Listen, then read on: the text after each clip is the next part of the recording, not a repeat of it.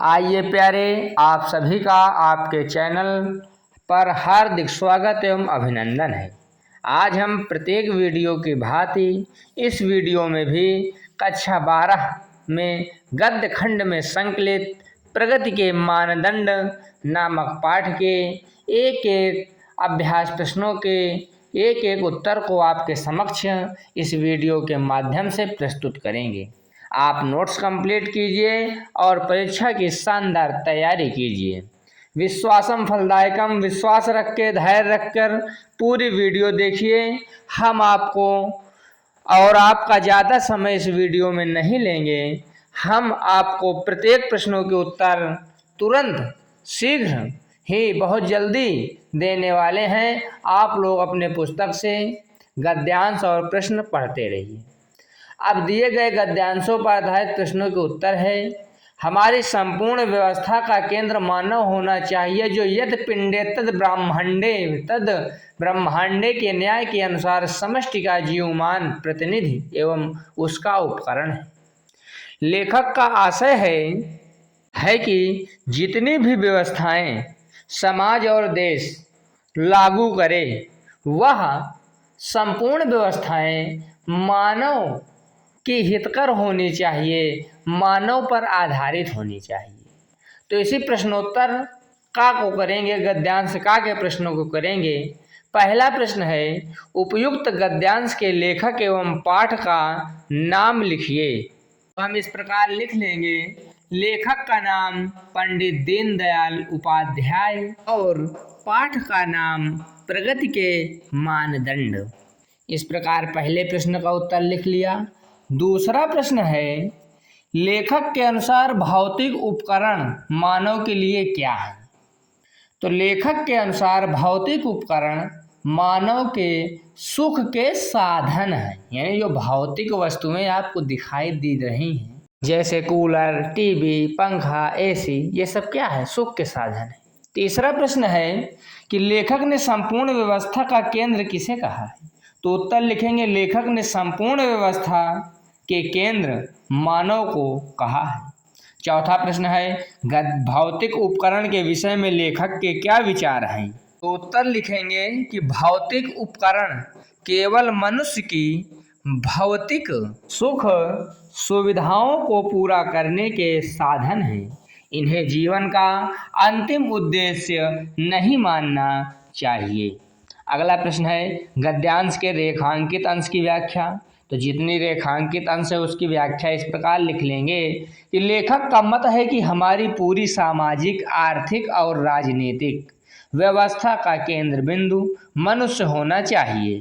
ब्रह्मांड और मानव के गहरे संबंध को देखते हुए मनुष्य ही इस पूरी सृष्टि का जीवित प्रतिनिधि और उसका मुख्य उपकरण है। वे भारतीय दर्शन के प्रसिद्ध सिद्धांत यत् पिंडे तद ब्रह्मांडे, अर्थात जो इस मानव शरीर में है वही इस संपूर्ण ब्रह्मांड में है, इसका उदाहरण देते हुए समझाते हैं कि मनुष्य इस ब्रह्मांड का एक जीता जागता लघु रूप है। इस प्रकार हम रेखांकित अंश की व्याख्या करेंगे और इसके बाद हम अगले प्रश्न खा जो गद्यांश है इसको पढ़ेंगे और इसके प्रश्नों के उत्तर लिखेंगे। पहला प्रश्न इसका संदर्भ लिखने का है, तो संदर्भ लिख लेंगे कि प्रस्तुत गद्यांश हमारी पठित पाठ्य पुस्तक हिंदी में संकलित गद्य खंड के प्रगति के मानदंड नामक पाठ से लिया गया है, जिसके लेखक पंडित दीनदयाल उपाध्याय जी हैं। दूसरा प्रश्न है इसका कि पाश्चात्य जगत ने किस क्षेत्र में उन्नति की है? पाश्चात्य यानी पश्चिमी देश, जो हमारे देश की सभ्यता नहीं मानते, पश्चिम जैसे इंग्लैंड हो गया, अमेरिका हो गया, ये सब।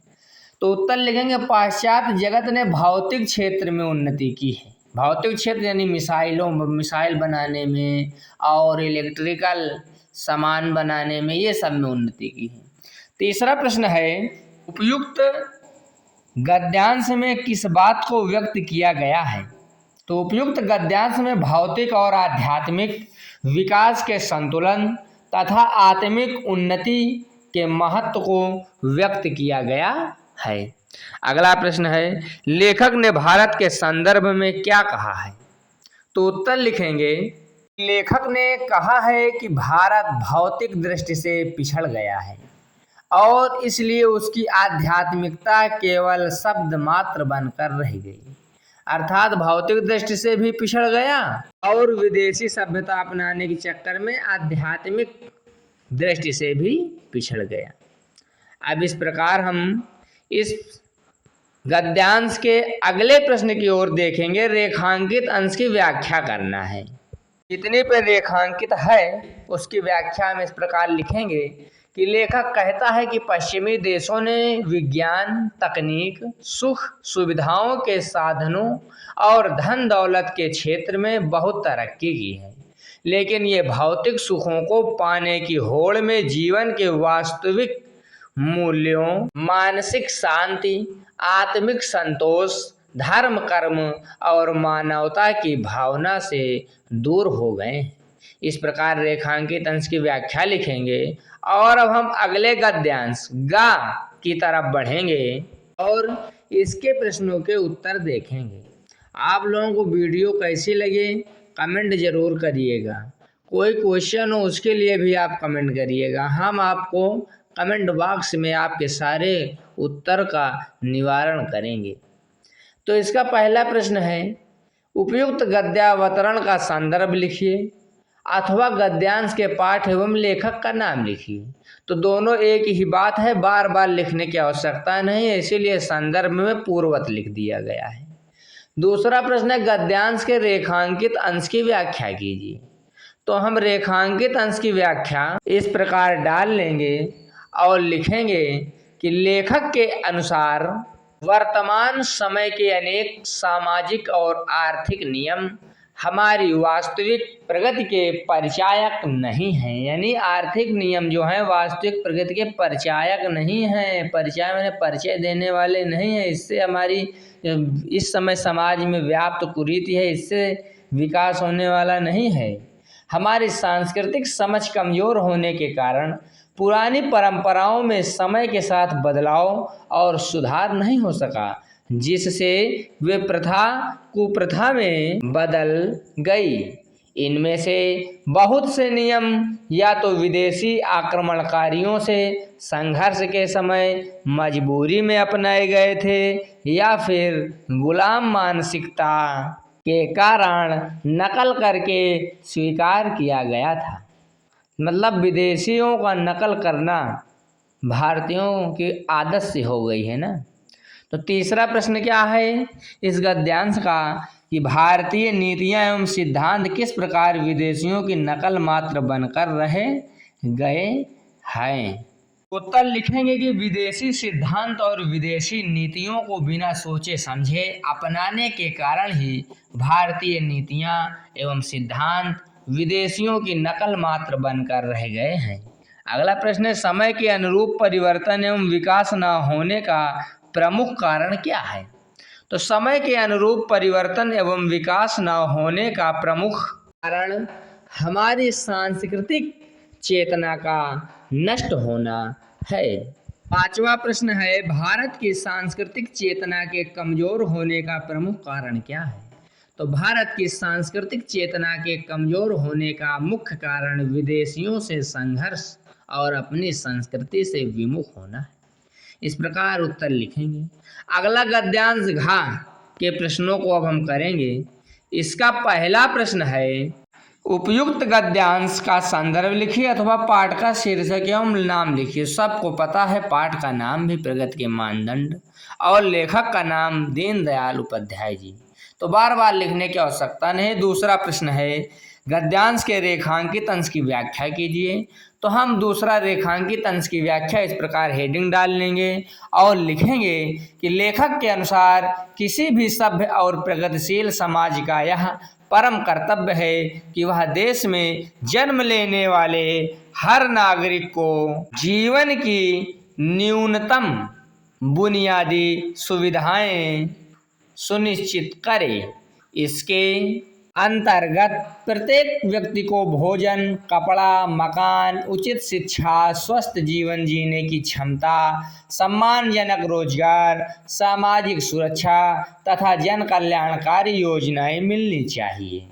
मतलब ये लेखक की सोच थी कि इतना तो होना ही चाहिए, गरीब से गरीब व्यक्ति उचित कपड़ा, उचित भोजन कर सके, उसकी दवा की व्यवस्था हो सके।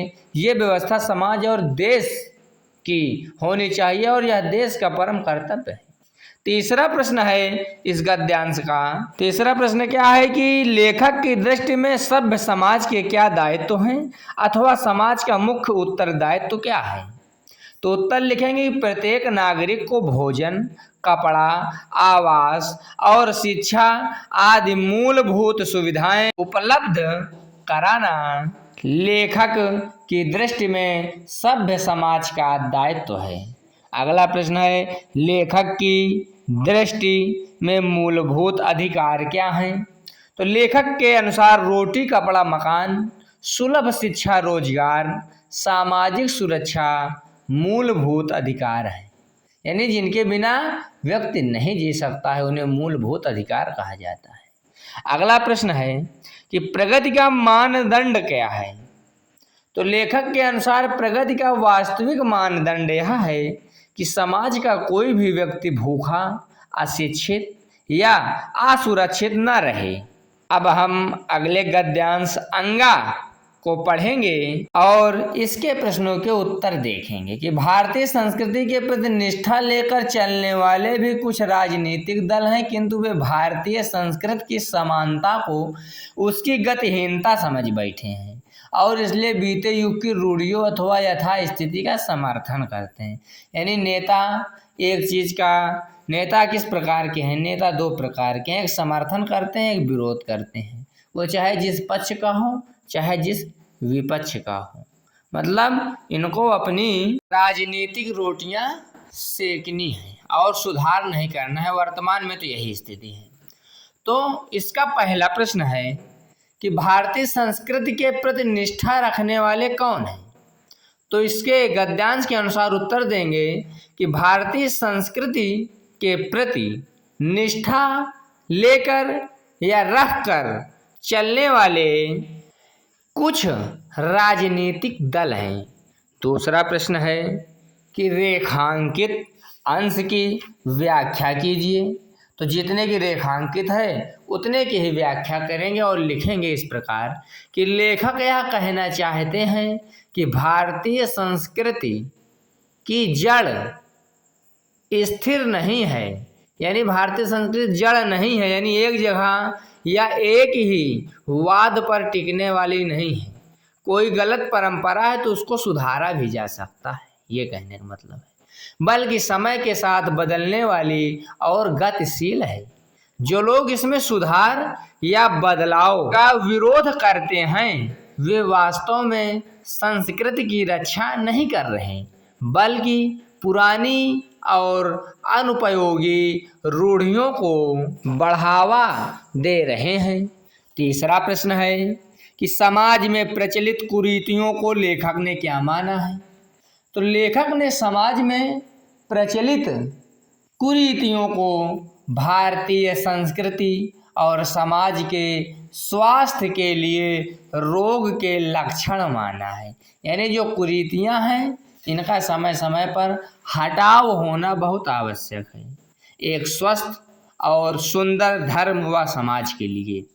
अगला प्रश्न चौथा कि किन लोगों को भारतीय संस्कृति पर दृढ़ निष्ठा थी। उत्तर लिखेंगे कि भारत के उन अनेक महापुरुषों की भारतीय संस्कृति और परंपरा पर दृढ़ निष्ठा थी जिन्होंने इन सामाजिक बुराइयों और कुरीतियों के विरुद्ध कड़ा संघर्ष किया और लड़ाई लड़ी। अब अगला प्रश्न है पाठ एवं लेखक के नाम का उल्लेख कीजिए। तो वही पूर्वत रहेगा, पाठ का नाम प्रगति के मानदंड और लेखक का नाम पंडित दीनदयाल उपाध्याय जी, तो पूर्वत ही रहेगा। अगला गद्यांश और इस अभ्यास का आखिरी गद्यांश, इसके हम अब प्रश्नों के उत्तर को देखेंगे। पहला प्रश्न है कि प्रस्तुत गद्यांश के पाठ का नाम और लेखक का नाम लिखिए। तो बार बार लिखने की और बोलने की आवश्यकता नहीं है। दूसरा प्रश्न है, कौन लोग बुराइयों के प्रति लड़े थे? तो भारत के अनेक महापुरुष जिनकी भारतीय परंपरा और संस्कृति के प्रति अनन्य निष्ठा थी, वे इन बुराइयों के विरुद्ध लड़े थे या लड़ते थे। अगला प्रश्न है कि संस्कृति के क्षीण होने का क्या प्रभाव है, यानी क्षीण माने नष्ट होने का क्या प्रभाव है? तो संस्कृति के क्षीण होने के कारण अनेक आर्थिक और सामाजिक विधानों की कमी हो गई, जिससे रूढ़ियां बढ़ी और रूढ़िवादी सोच का विकास हुआ। अगला अर्थात चौथा प्रश्न कि युवा अनुकूल परिवर्तन पर रूढ़ियां कैसे प्रभावी रही? तो सांस्कृतिक चेतना के क्षीण होने से और सामाजिक परिवर्तन न करने से युवा अनुकूल परिवर्तन पर भी रूढ़ियां बनी रही। रूढ़ियां माने ऐसी विचारधारा जो रूढ़ हो गई हैं, लेकिन उनको ढोया जा रहा है। पहला प्रश्न। और अब इसके बाद आखिरी प्रश्न इस वीडियो का है कि भारतीय संस्कृति के नाम पर किसे जिंदा रखा जा सकता है? तो उत्तर लिखेंगे कि उन स्थायी तत्वों, मूल्यों और उच्च आदर्शों को जिंदा रखा जा सकता है जो समय के साथ बदलने वाली रूढ़ियों से परे है और संस्कृति के वास्तविक गौरव को दर्शाते हैं। तो इस प्रकार से आपके समक्ष आपके उपयोग के लिए जितने भी साहित्यिक हिंदी के छात्र छात्रा हैं, इनके लिए पूरे पाठ के एक एक प्रश्नों के उत्तर आपको कम समय में सटीक शब्दों के साथ, तथ्यपूर्ण शब्दों के साथ प्रस्तुत कराने की कोशिश की गई। आप लोग इसी प्रकार के सुलभ वीडियो को प्राप्त करने के लिए, ज्ञानवर्धक वीडियो को प्राप्त करने के लिए, फेयर कंप्लीट करने के लिए, परीक्षा की तैयारी करने के लिए आप लोग इस चैनल से जुड़ जाइए और भी सज्जनों को, अध्यापक बंधुओं को, अध्यापिकाओं को, अपने मित्रों को इस चैनल से जोड़ने का प्रयास कीजिए और इस चैनल की संख्या को बढ़ाइए, क्योंकि यहाँ पर आपके साथ टाइम पास नहीं किया जाता है। यहाँ पर आपको सिर्फ आपके काम की बात किया जाता है और प्रत्येक प्रश्नों के प्रत्येक उत्तर बहुत ही कम समय, बिना लाग लपेट, बिना समय गंवाए दे दिया जाता है, जिससे आप सभी, हमें यह आशा है कि लाभान्वित हो रहे होंगे। जैसी भी हो वीडियो आप कमेंट करिए वीडियो के बारे में, तभी हमको पता चलेगा। और इसके बाद ये भाषा के रंग हैं, इनकी आवश्यकता नहीं पड़ती, इसीलिए इसमें बनाया भी नहीं गया, वैसे मैं दे देता हूँ। तो इस वीडियो में समयाभाव कारण इसको मैं नहीं दे पा रहा हूँ। यदि आपको आवश्यकता हो तो हम कमेंट के माध्यम से आपको उपलब्ध कराएंगे। आप सभी का बहुत बहुत हार्दिक धन्यवाद।